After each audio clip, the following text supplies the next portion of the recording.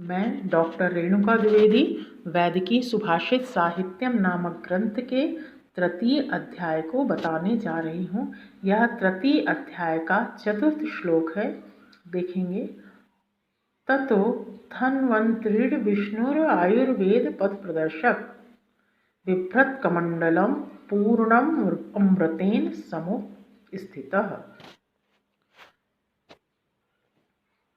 धन्वंतरी जो हैं विष्णु जी के अंश माने गए हैं, आयुर्वेद के पथ प्रदर्शक हैं। भगवान धन्वंतरी अमृत से पूर्ण कमंडल लेकर समुद्र से बाहर आए थे। जब समुद्र मंथन हुआ था तो समुद्र मंथन में धन्वंतरी जी अमृत से पूर्ण कलश लेकर प्रकट हुए थे।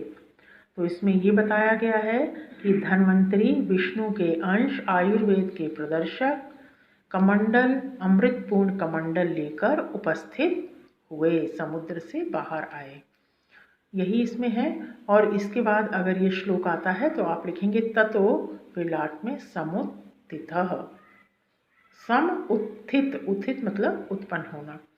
तो इसमें आएगा तो आप लिखेंगे, संदर्भ लिखेंगे, प्रस्तुत श्लोक वैदिकी सुभाषित साहित्यम नामक ग्रंथ से लिया गया है। इसके रचयिता वैद्य भास्कर गोविंद खाणेकर जी हैं। और प्रसंग में लिखेंगे, इसमें भगवान धन्वंतरी के बारे में बताया गया है। फिर आप बताएंगे कि समुद्र मंथन में देवताओं और असुरों ने समुद्र मंथन किया था। उसमें समुद्र से मंथन के पश्चात अमृत कलश लिए हुए धन्वंतरी जी बाहर आए थे और वो विष्णु जी के अंश माने जाते हैं। आयुर्वेद का उन्होंने उपदेश दिया था, आयुर्वेद के प्रदर्शक माने गए हैं। और इनके हाथ में जो अमृत से पूर्ण कमंडल है जिसमें कि अमृत है, और यह अमृत व्यक्ति को जरा मृत्यु व्याधि से दूर करता है। तो इस तरह से ये वाले श्लोक में आप इस तरह से लिखेंगे। अगला 5वां श्लोक देखेंगे।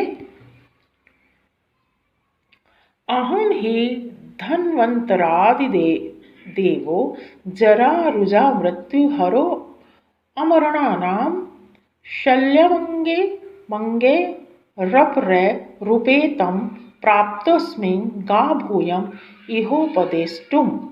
अर्थात इसमें धन्वंतरी जी अपना परिचय देते हुए कहते हैं, अहम ही आदिदेव धन्वंतरी, मैं ही धन्वंतरी हूँ। जरा रुजा मृत्यु का मैं हरण करता हूँ और व्यक्ति को अमर करता हूँ। जरा का अर्थ है बुढ़ापा, रुजा मतलब दर्द, मृत्यु मतलब मृत्यु।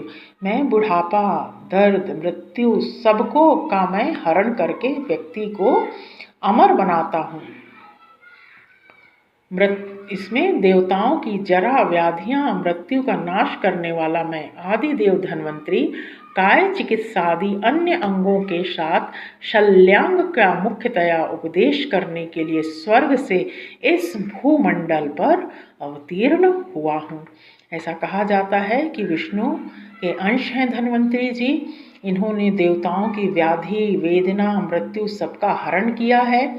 शल्य अंग का उपदेश देने के लिए वो इस भूमि में अवतरित हुए हैं।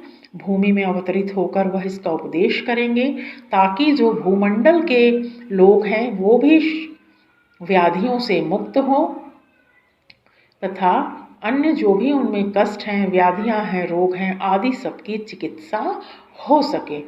आपको ये श्लोक आता है तो अहम ही डैश डैश इहोपदेष्टुम ये लिखेंगे। उसके बाद संदर्भ में लिखेंगे, प्रस्तुत श्लोक वैदिकी सुभाषित साहित्यम नामक ग्रंथ से लिया गया है। इसके रचयिता वैद्य भास्कर गोविंद खाणेकर जी हैं। प्रसंग में लिखेंगे, इसमें आदिदेव धन्वंतरी जी का परिचय दिया गया है। अर्थ में आप लिखेंगे, धन्वंतरी जी जो कि समुद्र मंथन से उत्पन्न हुए हैं। देवता और असुरों ने समुद्र का मंथन किया।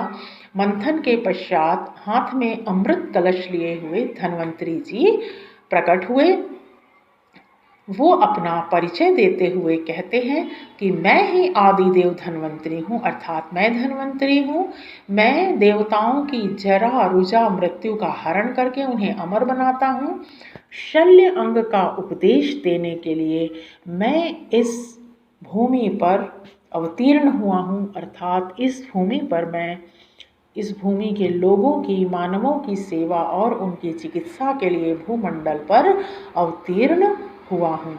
इसमें आप ये भी लिख सकते हैं कि ये विष्णु के अंश माने गए हैं, अर्थात इनको भगवान का रूप माना गया है, जो कि व्यक्ति मात्र की चिकित्सा के लिए इस जगत में अवतीर्ण हुए हैं। अगला श्लोक देखेंगे। धन्वंतरि धन्वाभृताम वरिष्ठम व्रतोद्भवम शरणा वपुसंग्रहा सुश्रुता परिपृच्छति। इसमें बताया गया है कि जो सुश्रुत हैं, धार्मिकों में श्रेष्ठ, सुश्रुत ने कहा धार्मिकों में श्रेष्ठ, अमृत महासागर से उत्पन्न हुए भगवान धन्वंतरी से दोनों चरणों को स्पर्श करके महर्षि सुश्रुत ने पूछा। सुश्रुत संहिता का श्लोक है। इसमें ये बताया गया है कि महर्षि सुश्रुत ने धन्वंतरी जी की वंदना करके उनसे प्रश्न पूछे और प्रश्न के रूप में उन्होंने भूमंडल के व्यक्तियों की व्याधि के बारे में पूछा और व्याधि किस प्रकार से दूर होगी इसका उपदेश देने के लिए